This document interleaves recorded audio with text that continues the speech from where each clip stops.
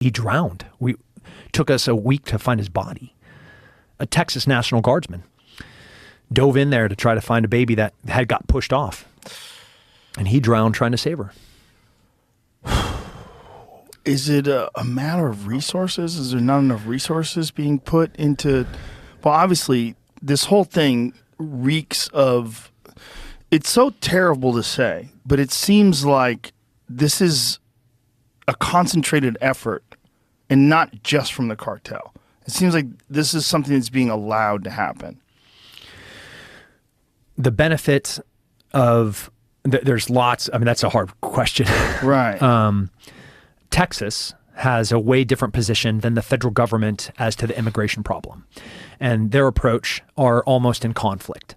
So when you get to like the real bad actors with, sexual trafficking cartel members, drug smugglers, weapon smugglers, of course you're going to see federal assets being leveraged to attack those problem sets.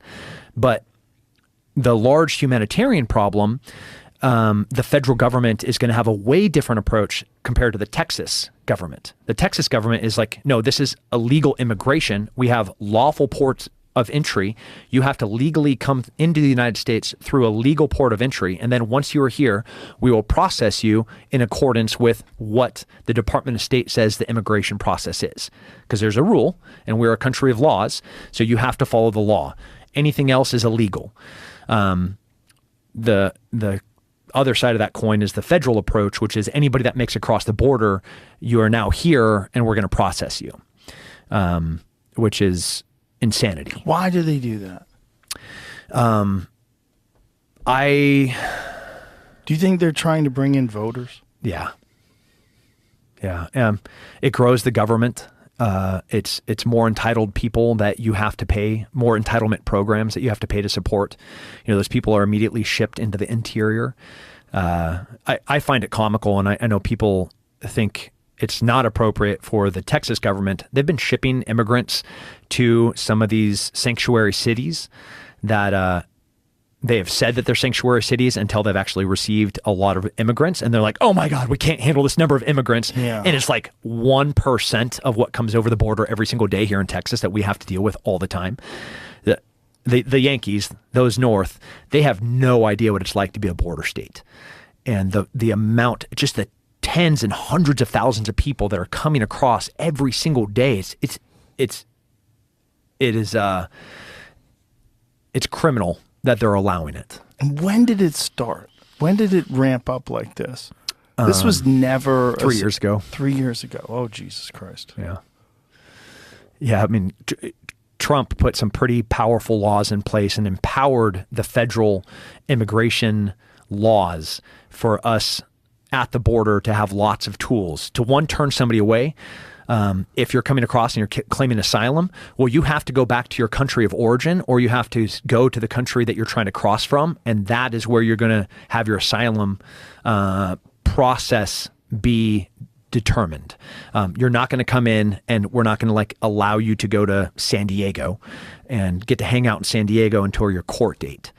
Which is currently happening right now, right? You make it across. Where are you going? I'm going to San Diego. All right, show up for your immigration court date in a year and a half from now. And everybody knows this, so that people are just coming across. That's right, en masse. just flooding.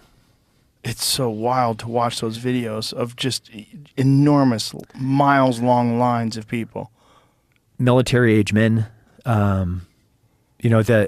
It's so heartbreaking.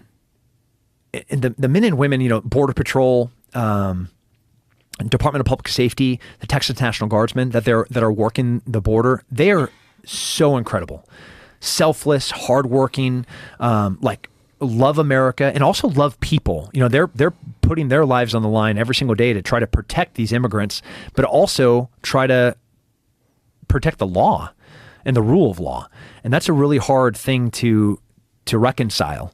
Is what is the humane thing to do, and is that in alignment with what is the just thing to do? That's hard.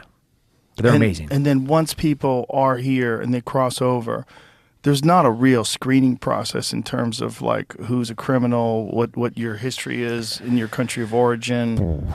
Yeah, you want to get a weird Google thing, Google how many known people on the terror watch list have made it across. And it'll scare the crap out of you.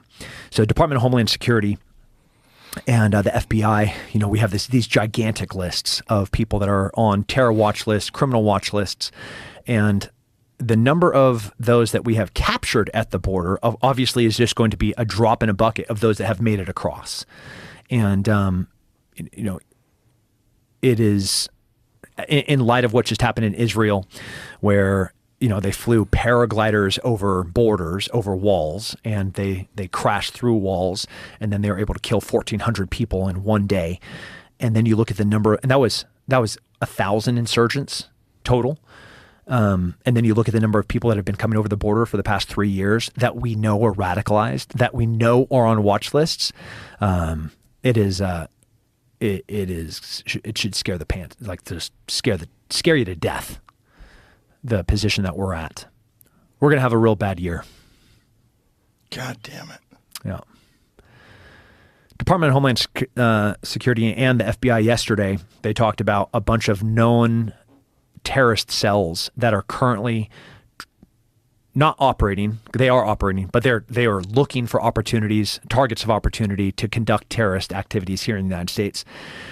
Department of State just released an entire worldwide warning to all Americans traveling abroad, saying that it is dangerous for any American to be traveling anywhere in the world right now with the amount of terrorist cells that have now been activated. Yeah. Fuck. Yeah. So if you're in the STEPS program, I think it's Department of State, STEP, Smart Traveler something program, that you get notifications. If you travel abroad, you should enroll in the STEPS program. But what it happens is today you would have gotten an email saying if you're going to be traveling to every single country that you had enrolled in STEPS that you're going to be overseas in, you would have gotten an email from them warning you not to go there because it's dangerous. So if you were enrolled in like 5 different countries for STEPS, you would have got 5 emails today being like, hey, bro, don't go there.